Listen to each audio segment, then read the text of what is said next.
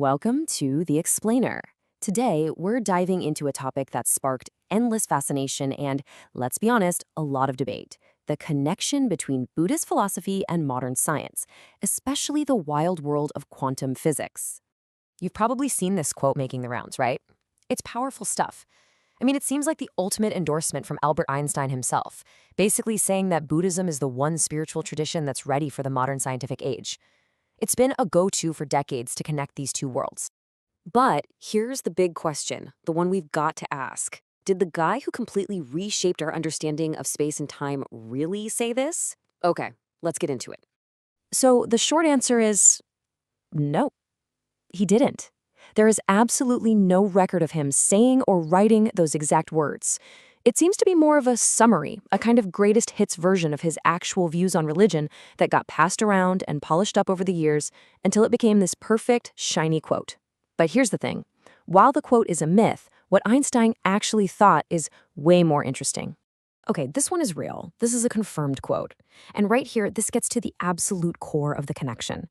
Einstein called the feeling of being a separate individual an optical delusion of his consciousness. That idea that our sense of being an isolated self is basically an illusion, that's the real bridge. It points to something incredibly deep that both modern physics and ancient Buddhist wisdom seem to be telling us.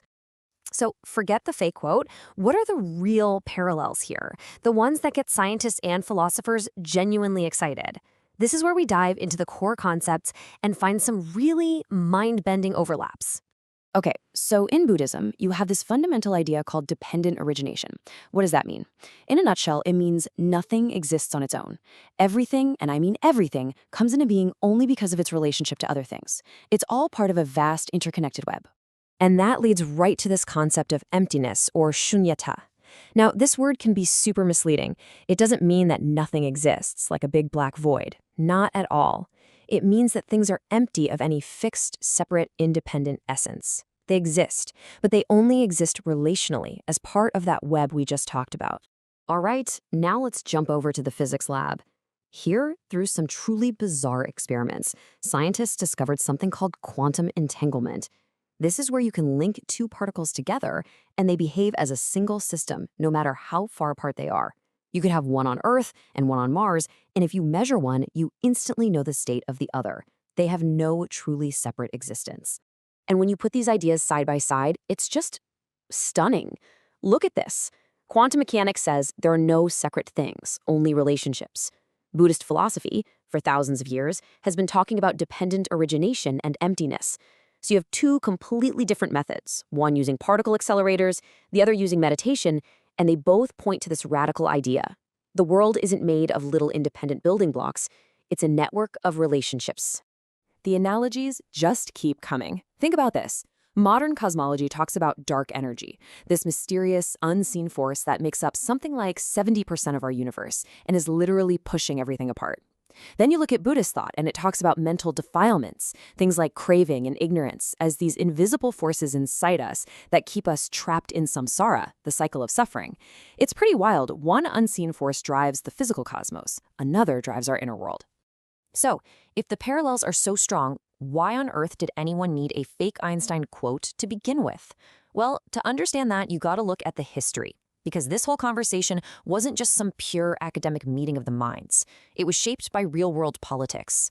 This idea of a scientific Buddhism really took off for a specific reason.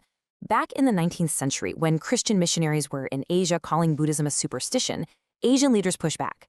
They strategically presented Buddhism as a rational, empirical science of the mind, often downplaying the more religious elements. The scholar Donald Lopez Jr. calls this the creation of the scientific Buddha, and it was a defense that has profoundly shaped how we in the West see Buddhism today. And this is a really crucial point.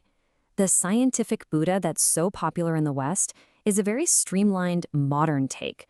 The traditional Buddha from the scriptures, he teaches about karma, rebirth, other realms. He has supernatural powers and interacts with gods. The modern version is often presented more like a human philosopher or a therapist, focused on psychology and reducing stress. They're very different pictures. Okay, so knowing that history is so important, it shows us that just saying Buddhism is science is a massive oversimplification. The real relationship is way more nuanced and, honestly, way more interesting than that. It kind of sets the stage for a much more mature and honest conversation. And a real turning point for that conversation happened in 1987. That's when the Mind and Life Institute was co-founded, kicking off these amazing formal dialogues between the Dalai Lama and some of the world's top scientists, from physicists to neurobiologists. And look at the principles they established for these talks. The goal was never to prove that Buddhism was a science.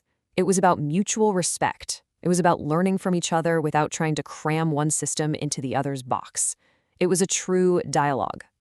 And this right here is probably the most important distinction. At its core, science is descriptive. It's trying to describe what is out there, objectively. Buddhism, on the other hand, is prescriptive. It's prescribing a path, a set of practices to transform your own first-person experience and end suffering. So what does that leave us with? They aren't identical. A much better way to think about it is as a critical friendship. They're partners in the investigation of reality. They can challenge each other, they can learn from each other, and they can work together on the shared goal of making life better, all without having to be the same thing. And that leaves us with this final, really exciting thought. Maybe we can move past the whole who was right first debate. The real frontier, the truly fascinating question is, what happens when these two powerful ways of knowing stop comparing notes and actually start asking questions together? What new discoveries might be waiting for us there?